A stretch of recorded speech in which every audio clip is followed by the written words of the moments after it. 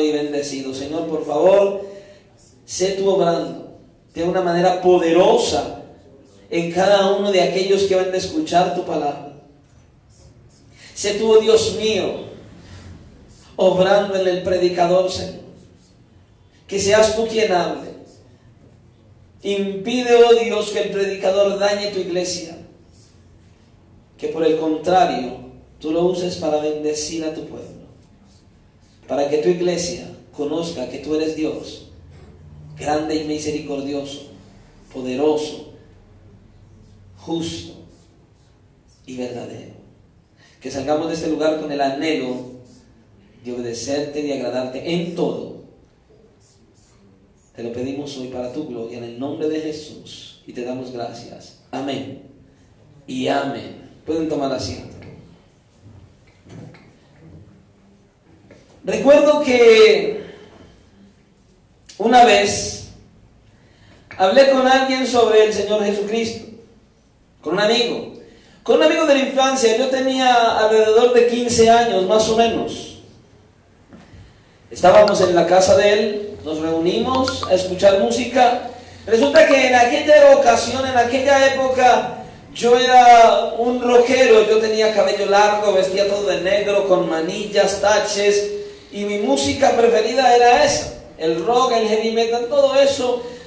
Y en aquella ocasión estábamos en la casa de él, y empezó a sonar una canción que se llama The Leper Messiah, o sea, el Mesías leproso. Y yo me apasionaba con esa canción. En esa época no conocía el inglés, no sabía nada. Y yo pensaba que esa canción estaba hablando algo en contra del Señor Jesucristo de manera directa. Y como yo no era ni cristiano, ni amaba a Cristo, ni nada por lo parecido, me apasionaba escucharla.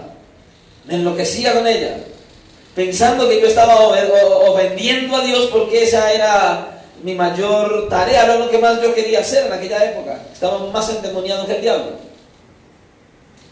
Luego entendí, cuando ya empecé a estudiar inglés, que la canción no hablaba de Cristo, sino que la canción hablaba de aquellos pastores que se suben a los altares y que predican mentiras y que le sacan la plata a la iglesia y que ellos se llenan de dinero. Ahora, el punto aquí es el siguiente. Conversando con mi amigo, cuando esta canción comenzó, él me hizo una pregunta. Hey, ¿qué piensas de Jesucristo? Y yo, con un aire algo burlesco, lo miré y me extrañé de la pregunta que él me hizo. Y le dije, bueno, la verdad, voy a ser sincero, pienso que fue un buen maestro, que era muy adelantado para su época, que alguien que daba muchos consejos, pero también te voy a hablar con sinceridad. Yo pienso que el hombre estaba corrido, él estaba demente. Pienso que él era un loco.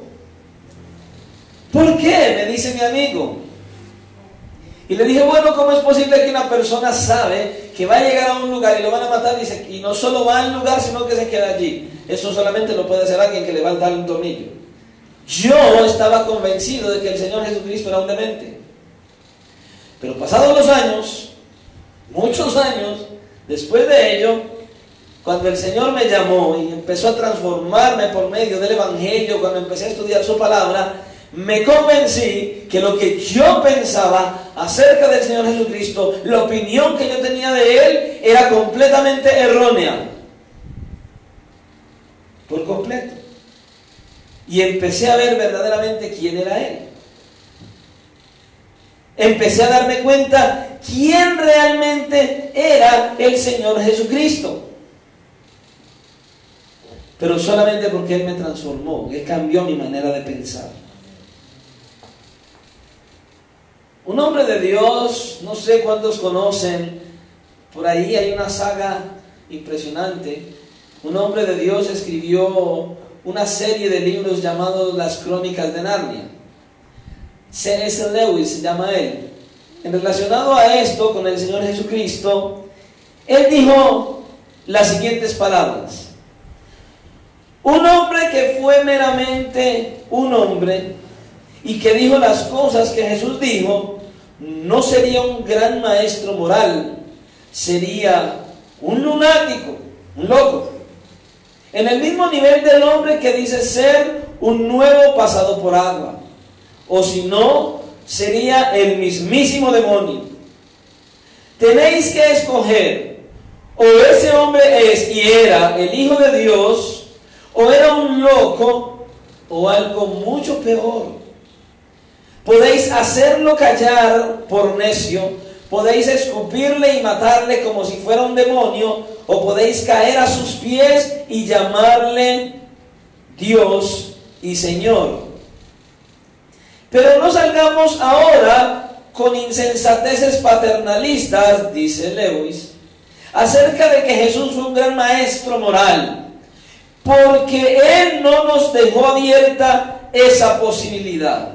Lo que Lewis está diciendo aquí es que nosotros tenemos que definir si lo que Él dijo como hombre definitivamente lo muestra como un lunático, como un endemoniado o como un Dios y Señor. Pero lo único que no podemos decir es que fue un maestro moral. Él no se dedicó solamente a enseñar sobre moralidad. Y esto es precisamente lo que nosotros podemos ver en este pasaje de Marcos que vamos a estar estudiando hoy. Y aquí en este pasaje podemos ver 3 escenas en las que usted y yo vamos a encontrar 3 opiniones distintas sobre la persona del Señor Jesucristo. 3 escenas diferentes, 3 opiniones diferentes. Y este pasaje nos va a forzar a definir qué opinión tiene cada uno de nosotros acerca del Señor Jesucristo. Mire, la familia del Señor Jesucristo pensó que Él estaba demente. Los fariseos, líderes del pueblo de Israel, dijeron que estaba endemoniado. Pero Cristo nos presenta la alternativa de que lo reconozcamos como Señor y como Dios. Y por eso, preste atención, el título de nuestro mensaje de hoy. ¿Qué opinión tienes de Jesús? ¿Demente? ¿Endemoniado? ¿O Señor? Claramente, escuche. ¿Qué opinión tienes de Jesús? ¿Demente? ¿Endemoniado? ¿O Señor? En otras palabras, ¿qué piensa usted del Señor Jesucristo? ¿Para usted el Señor Jesucristo es lo que era para mí antes, un demente? ¿O probablemente haya alguien aquí que piense que Él estaba endemoniado? ¿O verdaderamente ustedes han abrazado a Cristo como su Señor y su Dios? A la luz de esta escritura, vamos a ir evaluando y usted va a poder mirar dentro de usted. Dependiendo su estilo de vida, dependiendo su comportamiento, dependiendo su testimonio, dependiendo su comunión con Él, dependiendo su confianza en Él, dependiendo cómo usted actúa, usted se va a dar cuenta a la luz de esta escritura en cuál de los 3 grupos está usted. Si está en el grupo de los que creen que era un demente, si está en el grupo de los que creen que estaba endemoniado, o si usted verdaderamente está en el grupo de los que lo han abrazado como Señor de sus vidas. Y esto es sumamente importante. Necesitamos aprender de Él. Veamos entonces la primera opinión que aparece en la escritura, versículo 20. Y se agolpó de nuevo la gente, de modo que ellos ni aún podían comer pan. Cuando nosotros miramos el Evangelio de Marcos, Marcos nos muestra casi siempre las multitudes con una connotación negativa. ¿Cómo vemos en el Evangelio de Marcos las multitudes buscando al Señor por un interés? Estas personas parece que seguían al Señor con mucho entusiasmo, pero la mayoría de ellos solamente estaban buscando ¿qué? Algo superficial, algo pasajero, algo momentáneo. ¿Qué era lo que la multitud estaba buscando de Jesús? Estaban buscando que Él les sanara de algún tipo de enfermedad, que Él liberara a alguno que estuviera endemoniado. Ellos solo buscaban algo superficial, algo pasajero. Ellos solo querían obtener del Señor Jesucristo un beneficio personal y físico. ¿Cuántos vienen a la iglesia buscando solamente eso? ¿Cuántos asisten a la iglesia solamente porque quieren que el Señor los sane de una enfermedad? ¿Cuántos vienen a la iglesia solamente buscando que el Señor liberte a un hijo de la droga, del alcohol, de cualquier cosa, qué sé yo? ¿Cuántos vienen a la iglesia y son como la multitud que seguía al Señor Jesucristo en el Evangelio de Marcos? Solo vienen buscando por un beneficio superficial y no por lo que lo deberían buscar. Esta gente quería dominar el poder del Señor Jesucristo. Ellos querían controlarlo. Ellos querían que el Señor hiciera exactamente lo que ellos quisieran, lo que ellos necesitaban. Ellos solo querían aprovecharse del Señor para que sanara sus enfermedades.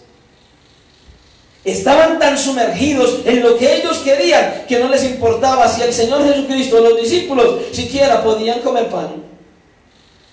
Solo querían estar ahí y que lo sane y que lo sane. Mire, como hemos dicho en otras ocasiones, recuerde, el Señor Jesucristo no se dio a la tarea de filarlos por grupos de a 20 y decir, sanos, sanos, sanos. No, Él atendía uno por uno a todos los necesitados. De manera personal. Toda esta multitud eran completamente egocéntricos, solo pensaban en sí mismos. ¿Cuántos vienen a la iglesia y solo piensan en lo que ellos quieren? Lo que ellos desean. Pero no están mirando cuál es la voluntad del Señor. No piensan en los demás. Creo que en algún momento hablamos acerca de ello. Que nosotros verdaderamente deberíamos buscar solucionar los problemas de los demás con la misma prontitud y eficacia que como lo hacemos con las nuestras. Eso es amar al prójimo.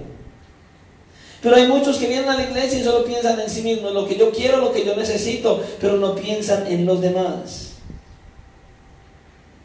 Estas personas no podían ver la necesidad que ellos tenían. ¿Por qué? Ellos no podían, como eran egocéntricos, como solo pensaban en sí mismos, como solo pensaban en un beneficio pasajero, ellos no podían ver que su mayor necesidad no era la enfermedad que tenía.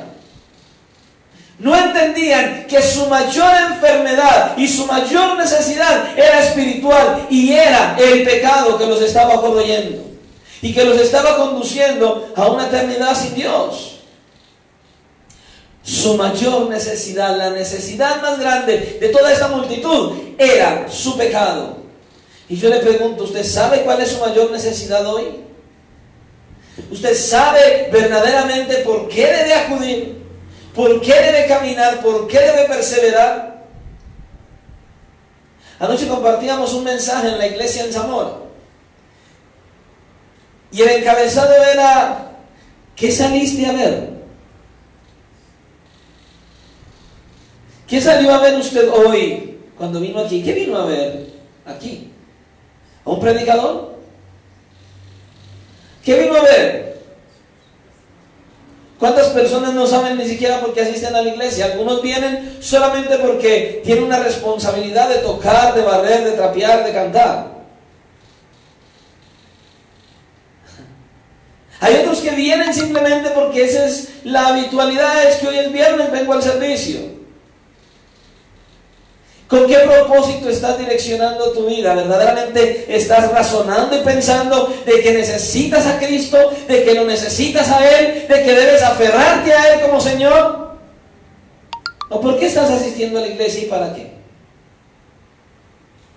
¿Cuántas personas vienen a la iglesia y dicen que siguen a Jesucristo, dicen que aman a Jesús, dicen que dependen de Cristo y están viviendo y revolcándose en el pecado, en la inmoralidad, en la maldad, en la perversidad, en la mentira, en el engaño, en cuánta basura del mundo, pero dicen yo amo a Cristo? Eso es algo contradictorio. ¿Cómo yo voy a decir que amo a Cristo, pero me la paso mintiendo, me la paso maltratando, me la paso criticando, me la paso señalando, me la paso viendo pornografía, me la paso haciendo cosas que no agradan a Dios y digo que amo a Dios? Eso es una falsedad, eso es una gran mentira. Completamente. Ese que dice que ama a Cristo, Cristo debe ser el primero en su corazón. Él debe ser la esencia de su vida.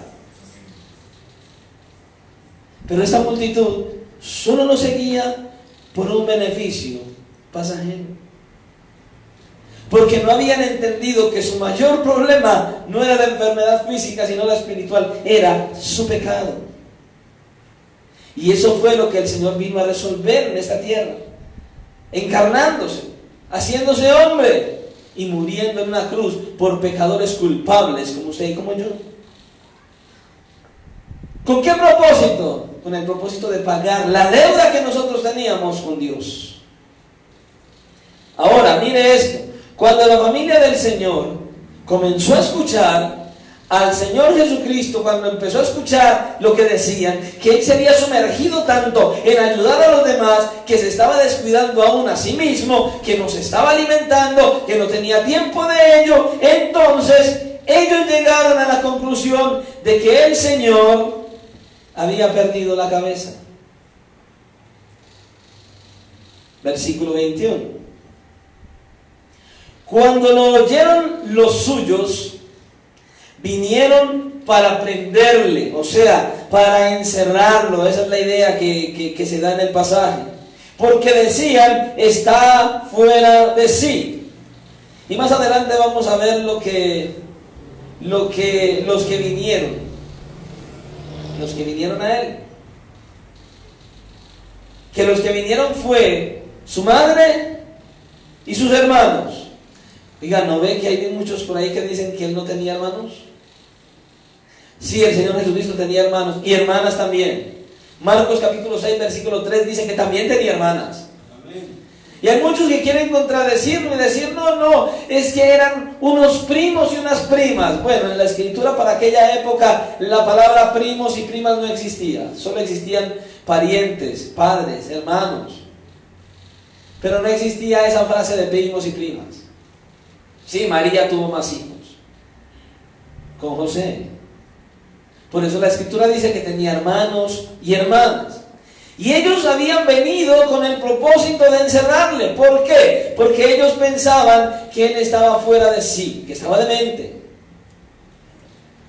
Y ellos creían que de pronto el Señor Jesucristo podía deshonrar la familia, o que incluso, como estaba demente, podría llegar al punto de hacerse daño a sí mismo. Y por eso lo querían encerrar. Ellos querían encerrar al Señor Jesucristo. ¿Por qué? Porque ellos creían que estaba loco. Imagínense, estamos hablando de la familia del Señor. ¿Por qué creían que estaba loco? Porque él llegó a pensar de sí mismo que él era el Mesías anunciado por los profetas del Antiguo Testamento, que él sería quien se sentaría en el trono de David el rey. Ellos dijeron, esto no puede ser. Ahora, solamente vayamos a mirar una cosa. Colóquese usted en el lugar de la familia del Señor Jesucristo. Solo piense en esto. Imagínese usted lo siguiente. Usted tiene un hermano, un hijo, un familiar con el cual ha vivido durante 30 años. Una vida común y corriente. El Señor era un hombre como cualquiera. Él fue un niño pequeño. Él nació, fue un niño que jugaba, que corría, que se divertía, que fue a la escuela. Y no se imagine al Señor Jesucristo como que porque era Jesús, todo el día sentado sobre una silla, leyendo las escrituras y sin hacer más nada. No, él tuvo una vida de infancia común y corriente, a la de cualquier niño, solo que sin pecado. Imagínese la familia. 30 años conviviendo con él, su madre y sus hermanos. Aún no podían entender. Ellos todavía dudaban. Ellos no sabían cuál era el verdadero propósito de Cristo. Aún no lo tenían claro. Y fueron a buscarlo. Se le corrió el techo. ¿Cómo va a ser? ¿Quién va a decir que es el Mesías? De una u otra manera debemos darle la razón a la familia. Ellos no podían entender. Pero si vivieron con él. ¿Se lo puede imaginar? Completamente. Habría que entenderlo y no podemos acusarlos a ellos. El Señor Jesucristo tuvo una vida normal, como la suya y como la mía. Él fue un niño también. Hay por ahí un coro, escuchaba a un pastor que mencionaba un coro, un himno, que dice más o menos, dice, afortunada tú que tuviste en tu seno al Salvador. Pero por allá más adelante dice, que en el pesebre las vacas mugieron. Despiertan al Señor, pero no llora el niño, porque es puro amor. Y eso verdaderamente es una mentira. Él era un niño. Y si las vacas mugían y lo despertaban, él lloraba. Tenía que llorar, él era un niño. Y esto lo que significa es que el Señor Jesucristo definitivamente era 100% Dios, pero 100% hombre. Él era un hombre. Completamente. Cualquier niño en esa actitud y en esa situación, lo despiertan las vacas, tiene que llorar. Él no iba a ir a darle besos a la vaca. Así que de repente los hermanos y las hermanas del Señor, que habían compartido con Él durante 30 años, ahora escuchan decir de Él, ¿quién es el Mesías? El Hijo de Dios, el Salvador del mundo, Dios en la carne. ¿Usted se lo imagina? Solo piensa en su familia, pero estuvieron con Él durante 30 años. Él era un carpintero, Él era el hijo mayor, Él trabajaba la carpintería y de buenas a primeras se levanta a decir, yo soy el Mesías, yo soy Dios. Oiga, la gente, la familia con razón dijo, hombre, este muchacho, ¿qué pasó? Algo pasó con él. Este muchacho está demente. Si él era un hombre común y corriente. La familia se preocupó, se tenía que preocupar. La preocupación de ellos es más que justificada. ¿Cómo ellos iban a reaccionar? Ahora, cuando yo miro esto en el pasaje, yo veo que la intención de Marcos al darnos a conocer este detalle de la familia es que usted y yo consideremos una realidad que ellos no consideraron. Definitivamente Cristo es Dios en la carne. Definitivamente Cristo es el Señor, el Salvador. Y entonces, ¿qué significa? Que usted y yo tenemos que entender que con Cristo es todo o es nada. O estamos con Él o estamos sin Él. Sus propios hermanos no creían en Él, como dice Juan capítulo 7, versículo 5. Claro que eso iba a cambiar después. Sí. ¿Por qué iba a cambiar? Porque de hecho nosotros vemos una carta en el Nuevo Testamento, la carta de Santiago, y ese Santiago es justamente uno de los hermanos del Señor Jesucristo, hijo de María, hijo de José. Pero durante su ministerio terrenal no creyeron en Él. No creían en Él, para nada. El Señor tuvo que enfrentar oposición directa de su familia. Y esto es importante. Escuche, esto es importante. Y debe darnos consuelo a cada uno de nosotros. ¿Sabe por qué es importante? Porque el Señor tuvo que experimentar el dolor y la angustia de que su familia no le creyera, de que su familia no lo aceptara. Y para nosotros debe ser consolador. ¿Por qué? Porque Él nos entiende. Cuando alguno de nosotros como cristianos tiene familia que nos rechaza, que no quiere nada con nosotros porque somos cristianos, el Señor nos entiende. Él sabe lo que pasa en nuestro corazón. Él sabe lo que experimentamos por causa de aquellos familiares que discuten con nosotros porque hemos venido a Cristo. Ya te cambiaste de religión. Le diste la espalda al zarco. Si no es que dicen, no tienen ni reverencia a Dios. Cambiaste al Señor. Y vienen los ataques, vienen los golpes, viene la persecución de la misma familia. Escuche, el Señor nos entiende y cuando usted y yo vivimos esta situación, el Señor está ahí para alentarnos, para animarnos, para que usted y yo sigamos en pie, porque Él lo tuvo que experimentar en carne propia. Así como Él lo experimentó, usted y yo lo experimentamos. Él que lo sufrió en carne propia, Él nos va a ayudar a seguir adelante y a soportarlo, y a que un día el Señor nos dé la victoria con perseverancia y nuestras familias también vengan a Cristo. Amén. Escuche, el Señor Jesucristo dice en Mateo 10:34 que Él iba a ser un motivo de división en el seno familiar. ¿Por qué? Por causa del tipo de fidelidad que nosotros íbamos a tener con Él. Nosotros llegamos a Cristo, queremos ser fieles con Él, las familias se rompen. ¿Por qué se rompen? Porque los que no siguen a Cristo y los que sí siguen a Cristo no compaginan. Se tiene que disolver.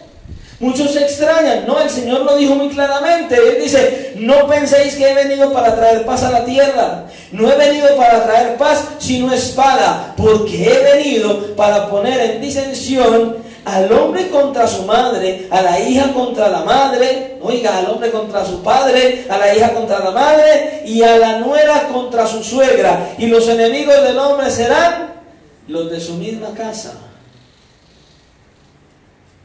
Cuando usted y yo llegamos a Cristo y miembros de nuestras familias no llegan y son muy religiosos, hay un choque, hay un golpe, hay una división, hay una ruptura. Pero si usted y yo perseveramos, si usted y yo avanzamos en fe, si usted y yo damos testimonio, si usted y yo nos consagramos al Señor, escuche con mucha claridad, hemos de ver la victoria en las manos de Cristo.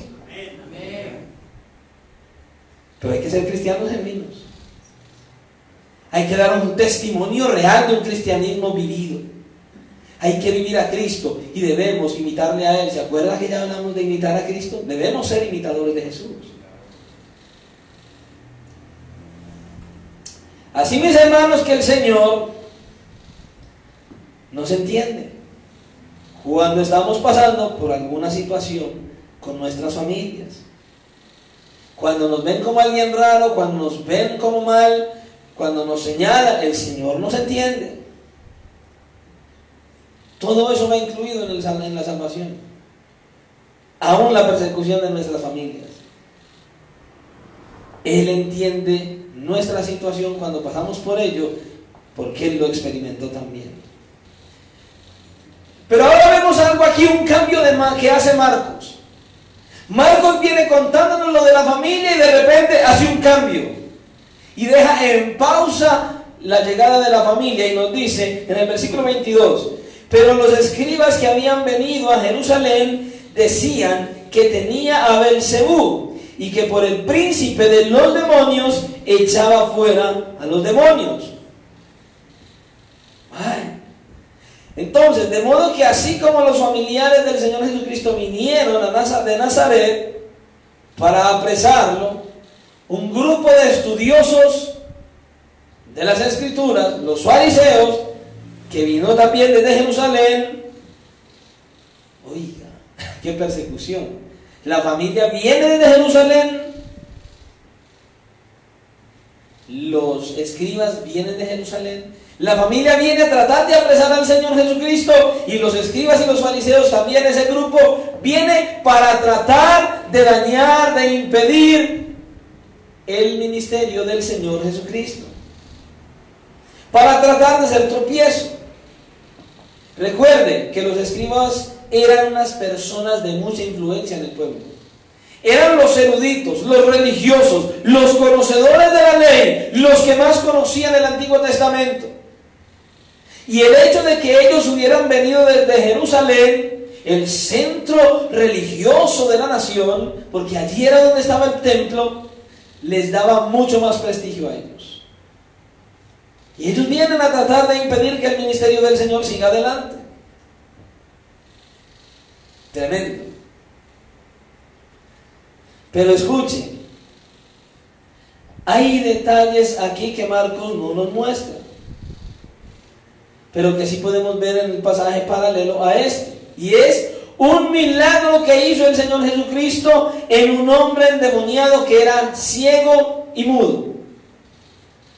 Solamente imagínense, el Señor lo sanó delante de todos ellos. Estaba endemoniado y era ciego y era mudo, y lo sanó y lo restauró plena y completamente. Ahora, ese milagro tan claro que vieron los escribas, no había manera de negarlo. Pero entonces ellos trataron de desprestigiar al Señor Jesucristo. ¿Y qué fue lo que ellos hicieron?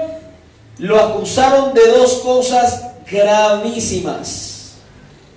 Y una es que estaba poseído por Belzebú, o sea, por Satanás. Y la otra es que por medio de ese poder diabólico era que hacía milagros, incluyendo el hecho de expulsar a los demonios. Tremenda acusación que hacen ellos en contra del Señor Jesucristo.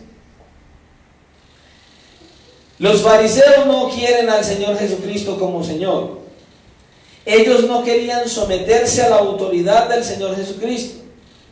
Entonces, ¿qué hacen? Ellos se atreven a hacer una acusación que es completamente blasfema y absurda. Versículo 23. Y habiéndolos llamado, les decía en parábolas: ¿cómo puede Satanás echar fuera a Satanás? Si un reino está dividido contra sí mismo, tal reino no puede permanecer. Y si una casa está dividida contra sí misma, tal casa no puede permanecer. Y si Satanás se levanta contra sí mismo y se divide, no puede permanecer, sino que ha llegado su fin. Bueno, aquí vemos que la lógica del Señor Jesucristo es irrefutable por completo. No hay cómo negar lo que Él está diciendo. Porque ¿cómo es posible que el poder echar fuera demonios venga del príncipe de los demonios? ¿Cómo Satanás va a hacer que él mismo saque sus propios demonios de otra persona? Es algo ilógico. Es lo que él está diciendo aquí. Eso es absurdo por completamente. Ningún ser inteligente, y Satanás es inteligente, haría tal cosa. ¿Qué era lo que Satanás estaba haciendo aquí? Pues él estaba tratando de levantar un reino, y es lo que él está diciendo. El Señor dice: Satanás está tratando de levantar un reino, y entonces ustedes creen que él que está tratando de levantar un reino va a atacarse a sí mismo para destruir su mismo reino, el que él está levantando. Eso es absurdo, eso es algo completamente ilógico. Entonces, con esto, ¿qué hizo el Señor? Sacó a la luz la ceguera que los escribas y los fariseos tenían. Completamente lo sacó a la luz. Y lo que quiso mostrar era que la ceguera que tenían ellos era voluntaria. Ellos no querían voluntariamente aceptar a Jesús. Ellos querían rechazarlo. Ellos querían completamente decir: no nos sometemos a Él. Tenga mucho cuidado usted. Porque usted puede estar en la iglesia, venir a la iglesia, estar sentado en la silla, decir que lo ama, y con usted seguir practicando el pecado, usted está voluntariamente diciendo: no me someto a Él. Porque escucha la palabra, se le predica la palabra, y usted sigue actuando, haciendo lo malo delante de la presencia de Dios. Recuerde, Dios está con usted día y noche. Él conoce sus pensamientos. Cuando usted está acostado, cuando usted está en la calle, cuando está en el trabajo, puede estar bajo la cama, metido en el túnel más profundo, Dios está mirándole.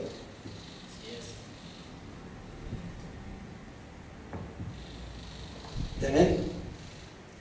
Ellos voluntariamente determinaron no someterse a Cristo. Usted podría no someterse a Él, venir a la iglesia, hacer... ¿Cuántas veces uno le aconseja a las personas hacer algo y no lo hacen? Hacen lo contrario a lo que la Escritura dice. Voy a repetir algo que decía en estos días en la iglesia. Mire, cuando un pastor aconseja a alguien, cuando usted viene donde el pastor a una consejería, no espere que el pastor lo aconseje. No. En alguna ocasión, conversando con el pastor Ignacio, él me decía algo que me ratificaba mi pensamiento. Y claro, con mayor claridad lo he tomado. Cuando él me dijo: cuando yo voy a atender a alguien, lo primero que le digo es: ¿usted quiere que me aconseje yo o el Señor? Y yo dije: ve, qué bueno. Eso le enseñé a la iglesia. ¿Usted quiere ser aconsejado por el hombre o por Dios? Nosotros solo podemos aconsejar a la luz de lo que aquí diga. Si usted no quiere vivir conforme a lo que aquí diga, no venga a que uno lo aconseje. Mire, hay muchas personas que tienen una gran distancia conmigo justo por eso. Porque yo jamás lo voy a aconsejar conforme a lo que usted quiera escuchar. Yo le voy a decir a usted lo que la Escritura diga. Solo lo que la Escritura diga. Muchas personas no vienen a mí a buscar una consejería, una ayuda, una dirección, un acompañamiento. ¿Por qué? Porque conmigo es solo Biblia. No son sus deseos ni los míos. lo que la Escritura diga, y con base a eso yo voy a decirle a usted qué sería lo mejor, pero igual, al final solo usted toma la decisión. Porque nosotros no somos los que lo obligamos a usted a tomar las decisiones, ni le solucionamos el problema, solo le mostramos las posibles salidas, usted toma la decisión. ¿Se da cuenta? Ellos voluntariamente decidieron no someterse al Señor Jesucristo.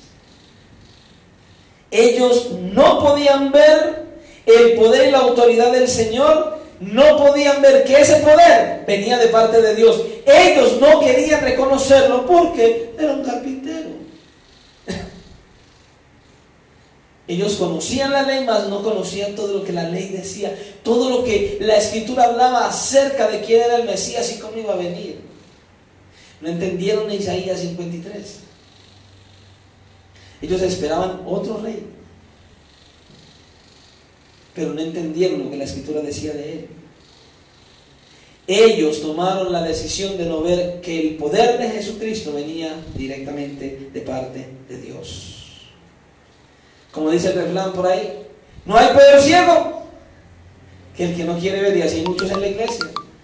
Ellos se quieren hacer ciegos a sí mismos. Saben que las cosas están mal, saben que la Biblia tiene la razón, pero quieren continuar haciendo lo que a ellos les parece que está bien. Y no está bien. Ahora, miremos que el Señor aquí nos confirma algo. Lo primero que el Señor confirma aquí es la existencia de Satanás. Y también que Satanás está construyendo un reino. Y un reino de confusión y caos. Mire, Satanás está completamente empeñado en mantener al hombre en la esclavitud y hacer todo lo imposible para detener el avance del Evangelio. Esa es la labor de Satanás en la tierra. Él está completamente comprometido con él mismo en llevar al hombre a la esclavitud, en que permanezca esclavo del pecado, y está dispuesto a impedir que el Evangelio avance. Esto que vemos aquí es una muestra de algo que está pasando hoy, y es que Satanás está tratando de parar el avance del Evangelio completamente. Solamente mire lo que están haciendo los gobiernos a nivel mundial. Evalúelo. Usted no ve las leyes de hoy. Están queriendo que las iglesias cristianas casen homosexuales y lesbianas. Están haciendo, mire, en otros países, vaya, mire, pregúntele al pastor en Estados Unidos. La vida en Estados Unidos para la iglesia cristiana no está tan fácil ahora. Hay que casarlos porque es una ley. ¿Se da cuenta de eso? Entonces, a cada rato mandan mensajes por WhatsApp que están reunidos los gobernantes y quieren imponer en Colombia que en las iglesias cristianas tengan que casar lesbianas y homosexuales. ¿Y qué nos muestra eso? Que Satanás está construyendo un reino. Entonces él no va a pelear consigo mismo para destruir el reino que él quiere levantar. Es lo que el Señor Jesucristo está enseñando. Está diciendo, ¿cómo Satanás va a sacar a Satanás? No. Ahora, ¿qué es lo que sucede hoy? Los gobernantes no se han dado cuenta que Satanás está detrás de todas esas leyes que ellos quieren imponer hoy. Y escuchen, mis hermanos, yo al menos de parte mía pienso y estoy seguro que los pastores de este ministerio Cristo Rompe las Cadenas estamos convencidos que puede salir la ley, pero nosotros no vamos a acceder y no vamos a casar ni homosexuales ni lesbianas. ¿Por qué? Porque no es bíblico. Mire, nosotros vamos a llegar a un punto donde hay muchos pasajes de la Escritura que no podríamos predicar y tendríamos que saltárnoslos. ¿Por qué? Porque hablan en contra de todas estas cosas. Pero el que honra a Dios predica lo que la Biblia enseña, aunque le cueste la vida. La pregunta es, ¿cuántos van a estar dispuestos a eso? ¿Cuántos van a estar dispuestos a hacerlo? A confrontar lo que viene. Hermanos, esto viene. Esto viene. Y hay que pararse firme en el Señor. Tremendamente. Pero ellos no saben que Satanás es el que está detrás de todo esto. Los gobiernos no saben eso. Satanás está tratando desde hace mucho tiempo de construir su propio reino. ¿Sabe qué es lo que me da tristeza? Mirar cómo el pueblo de Dios, los mismos cristianos, están ignorando lo que Satanás quiere hacer. Y están cediendo. Y se acercan cada día más a servirle a Él que servirle al Señor. Tremendo eso. Escuche, Satanás está dispuesto a defender su reino a como de lugar. Mire, si fuera por Satanás, escuche esto, si fuera por Satanás, su dominio sobre el hombre jamás tendría fin. Pero gloria a Dios porque vino el Señor Jesucristo a destruir ese reino, porque Él vino a impedir que nosotros sigamos siendo esclavos y podamos ser libres solo por la gracia de Dios, por el poder de Dios, por la obra de Jesucristo en la cruz del Calvario. El diablo no puede ir por encima del poder de Dios, jamás. Él es el poderoso, versículo 27. Dice, ninguno puede entrar en la casa de un hombre fuerte y saquear sus bienes, si antes no le haga, y entonces podrá saquear su casa. ¿Sí se da cuenta? Alguien ha dicho que este pasaje es uno de los más esperanzadores de la Biblia. ¿Por qué? Porque aquí vemos, ¿quién es el hombre fuerte? Satanás es el hombre fuerte, que tiene a muchos hombres cautivos en su reino. ¿Con qué los tiene cautivos? Con el pecado. Pero el Señor se presenta aquí como aquel que ha invadido la casa del hombre fuerte para atarlo y saquear sus bienes. Oiga, esto es importante. Él es, el Señor Jesucristo es quien ata al hombre fuerte, no nosotros, es Él. Y Él ya lo hizo. ¿Cuándo lo hizo? Cuando vino a esta tierra y se hizo hombre. Él entró a la casa del hombre fuerte cuando se hizo hombre. El Hijo de Dios se hizo hombre y entró en la ciudad, en el reino de Satanás, y luego lo ató. ¿Cómo lo ató? Por medio de su muerte en la cruz y de su resurrección. Así que ahora, como el Señor viene y entra en el reino de Satanás y lo ata cuando está en la cruz y cuando resucita, ahora el Señor Jesucristo tiene toda la autoridad de sacar del reino de Satanás a todos los que Él quiera sacar. Y ahí estábamos usted y yo. Estábamos en el reino, éramos hijos del diablo, estábamos sumergidos en la oscuridad y Cristo vino a sacarnos de ahí porque Él ató al hombre fuerte y ahora Él nos está sacando de allí. Él es el poderoso. Es Él. Si confiamos en Él. Por eso dice el apóstol Pablo en Colosenses capítulo 1 versículo 12: con gozo dando gracias al Padre que nos hizo aptos para participar de la herencia de los santos en luz, el cual nos ha librado de la potestad de las tinieblas y trasladado al reino de su amado Hijo, en quien tenemos redención por su sangre. Oiga, el perdón de pecados. Y en Juan capítulo 12, versículo 31 dice: ahora es el juicio de este mundo, ahora el príncipe de este mundo será echado fuera, y yo, si fuere levantado de la tierra, a todos atraeré a mí mismo. Y decía esto dando a entender de qué muerte iba a morir. Lo que aparentemente pareció una derrota se convirtió en una gran victoria, porque Cristo al morir en la cruz ganó la victoria para nosotros. No como dicen por ahí el religioso, ¿cómo es que él dice? La desgracia de la cruz. ¿Cuál desgracia de la cruz? Si algo pasó en la cruz, fue la victoria para aquellos que depositamos la confianza y la fe en nuestro Salvador.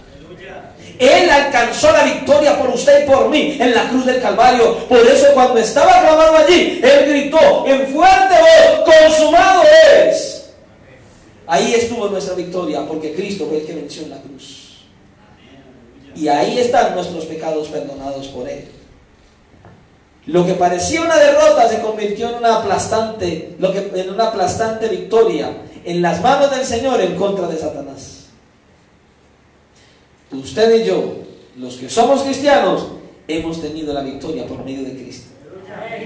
Disfrutamos de la victoria del Señor Jesucristo. ¿Por qué? Porque el hombre más fuerte, porque el más poderoso está de nuestro lado. Él está con nosotros. Dice, el victorioso es el que vive en nosotros. Pero hay que creerlo y hay que vivir para Él. Necesitamos de su ayuda y Él viene. Necesitamos de su ayuda y Él viene. Lo necesitamos en nuestra lucha contra el pecado que aún mora en nosotros. El pecado mora todavía en nosotros. Por eso lo necesitamos a Él. Porque nosotros en esta lucha necesitamos depender de Él. Y necesitamos estar del lado del vencedor. ¿Quién es el vencedor? Nuestro Señor y Salvador Jesucristo. ¿Por qué? Porque Él fue el que vino a deshacer las obras del diablo, como dice 1 de Juan, capítulo 3, versículo 8.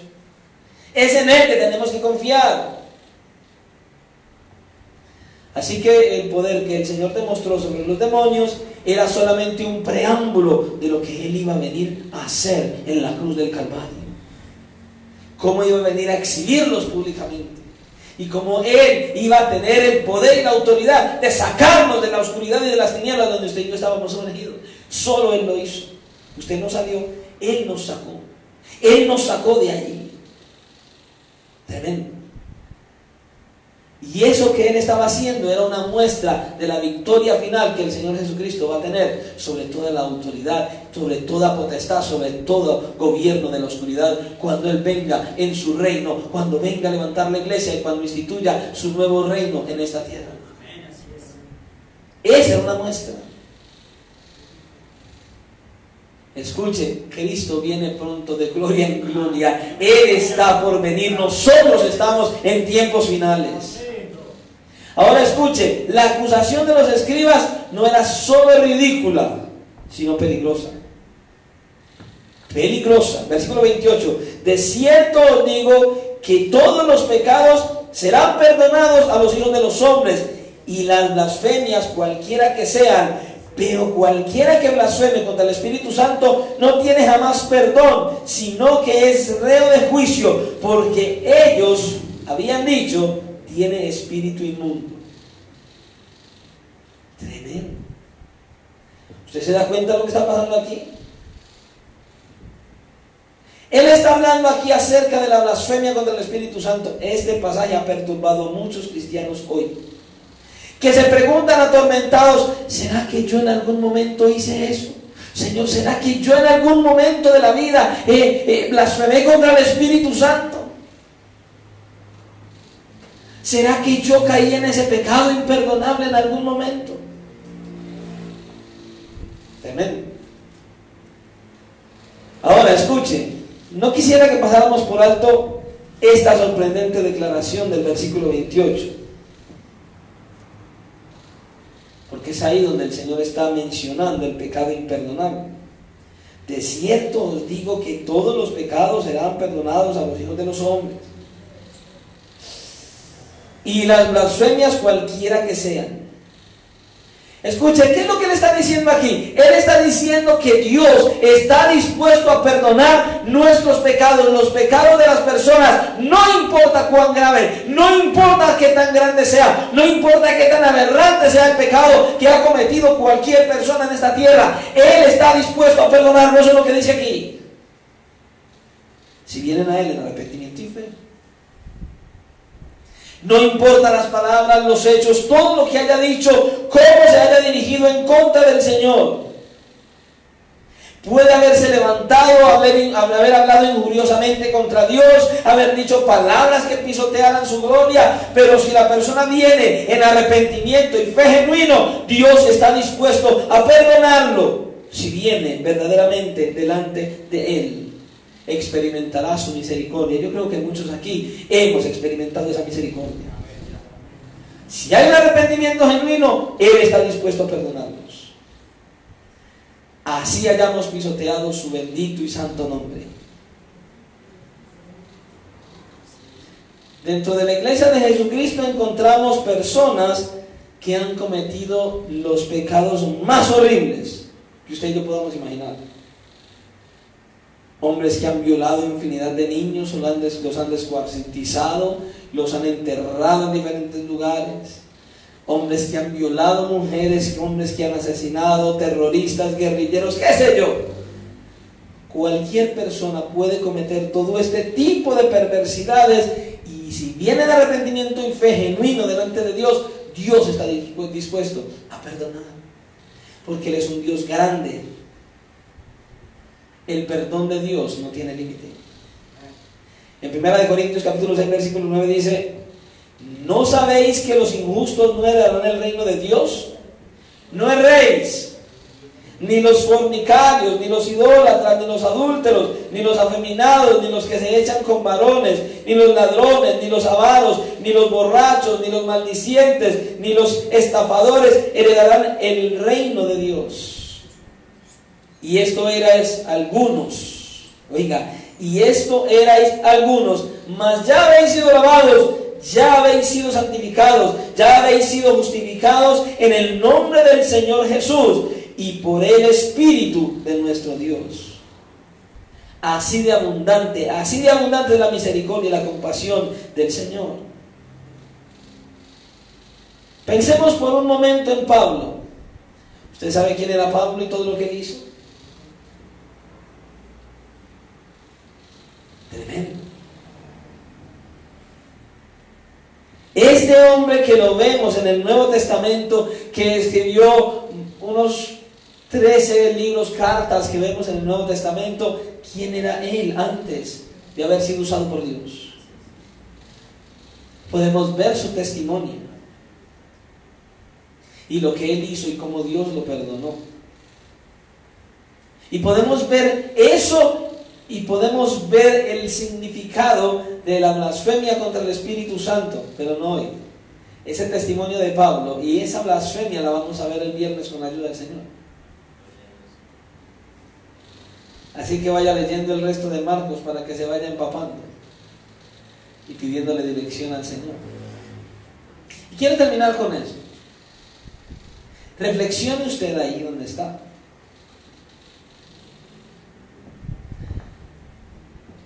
¿Verdaderamente usted está abrazando al Señor como el Señor de sus vidas? ¿Verdaderamente usted está mirando al Señor como lo debería mirar? ¿Usted está viniendo continuamente en un arrepentimiento genuino delante del Señor? ¿Está usted reconociendo su estilo de vida y pidiéndole a Él en fe, confiadamente, que verdaderamente lo transforme? ¿O usted está haciendo como los fariseos, desafiando el poder de Dios, voluntariamente haciendo lo que a usted le gusta y no lo que la Biblia dice? El Señor quiere que reflexionemos. Recuerde, somos nosotros los que tomamos la decisión de abrazarle a Él como Señor y Rey o de alejarnos a Él. Recuerde, con Cristo es o todo o es nada. O le abrazamos completamente o lo negamos completamente. Aquí no hay términos medios. Piensa en eso. ¿Qué estilo de vida estás viviendo? ¿Qué testimonio estás dando?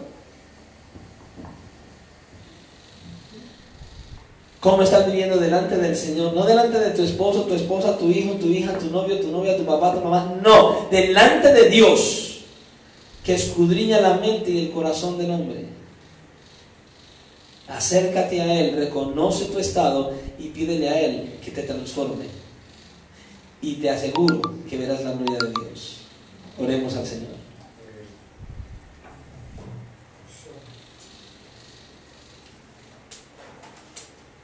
Amado Señor, gracias te damos hoy por tu bondad y por tu misericordia.